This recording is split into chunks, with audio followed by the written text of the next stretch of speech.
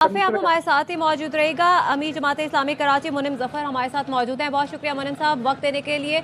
2 घंटे से ज़ायद का वक्त गुजर चुका है और फायर ब्रिगेड की जानिब से यही शिकायत मौसूल हो रही है कि उन्हें पीछे से पानी की कमी का सामना है। बस देखिए जी, बहुत ही इस शहर के लिए तो बहुत बड़ा सानिया है ना कि 3 लोगों की डेथ हो गई है और 10 से 15 लोग जो है वो जख्मी हैं, लोग फंसे हुए हैं, पानी की कमी का सामना है, हुकूमत नाम की कोई चीज़ नज़र नहीं आती है, इदारे अपना वर्क नहीं कर रहे हैं और जिसके नतीजे में एक हादसे के बाद, एक साने के बाद दूसरे साने का का इंतज़ार हो रहा होता है। कमेटियाँ बनती हैं, कमेटियों की रिपोर्ट भी नहीं आ पाती है, दूसरा सानिया पेश आ जाता है। तो ये तो इस शहर के साथ खिलवाड़ है जो हुकूमतें कर रही हैं कि जब 3.5 करोड़ आबादी का ये शहर है, मेगा मेट्रोपॉलिटन शहर है, जब इसकी ये सूरत हाल है तो आप अंदाज़ा लगा सकते हैं बकिया का क्या सूरत हाल होगी। अच्छा मुनिम साहब, चूँकि आप भी इसी शहर में रहते हैं तो आपको यकीनी तौर पर अंदाज़ा होगा, क्या ओवरऑल कराची में पानी की कमी है या फिर हिकमत अमली का फुकदान है? देखिए जी, ये तो हिकमत अमली का फुकदान है ना।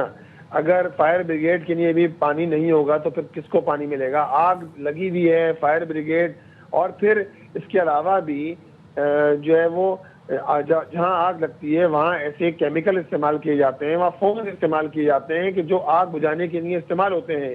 अब आप मुझे बताइए, मेरा नहीं ख्याल कि इस तरह की कोई चीज़ यहाँ इस्तेमाल हुई हो, केमिकल इस्तेमाल हुआ है या नहीं हुआ है, मैं तो कम अज़ कम इस हवाले से बेखबर हूँ।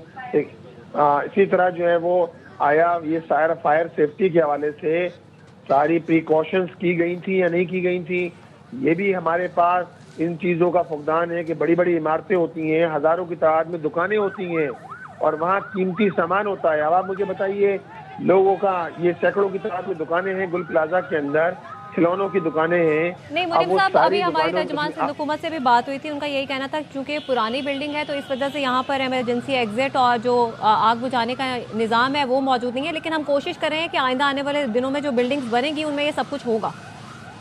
चलिए, ये तो जब जो बिल्डिंगें बनेंगी, जो हज़ारों लाखों की तादाद में कराची में बिल्डिंग है, उसका क्या होगा? इसका तो सवाल का जवाब देना। पुरानी बिल्डिंगों के अंदर तो फिर भी कम से कम ये वेंटिलेशन का निज़ाम हुआ करता था, कम से कम यहाँ एंट्री और एग्जिट का निज़ाम हुआ करता था। नई बिल्डिंगों में तो उससे भी फारिग कर दिया गया है। 500 गज की बिल्डिंगों जो है वो जगह पर जो है वो 14 मंजिलें इमारतें खड़ी कर दी गई हैं।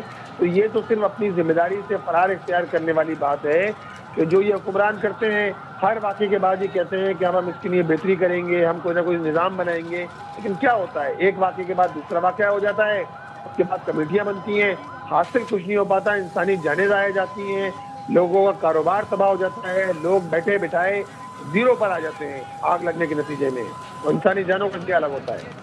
अच्छा मुनिम जफर साहब, कुछ देर पहले वहाँ पे कामरान टिसोरी साहब भी पहुंचे थे, तो जमात इस्लामी की जानिब से कोई नुमाइंदा वहाँ पे दादरसी के लिए पहुंचा है? देखिए जी, जमात इस्लामी के डिस्ट्रिक्ट अमीर सुफियान दिलावर साहब वहाँ मौजूद हैं, उनके साथ जमात इस्लामी की पूरी टीम मौजूद है, अलखदमत के रज़ाकार मौजूद हैं।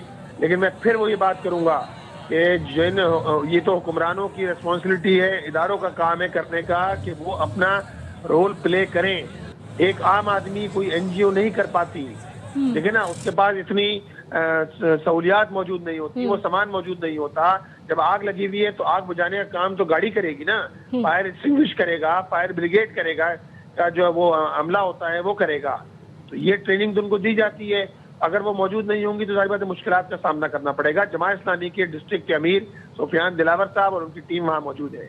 ठीक है, बहुत शुक्रिया मुनिम जफर साहब वक्त देने के लिए। उनका यही कहना है कि उनके नुमाइंदे वहाँ पर मौजूद हैं, अल खिदमत फाउंडेशन के कारिंदे भी वहाँ पर मौजूद हैं जो रेस्क्यू का छोटा छोटा काम है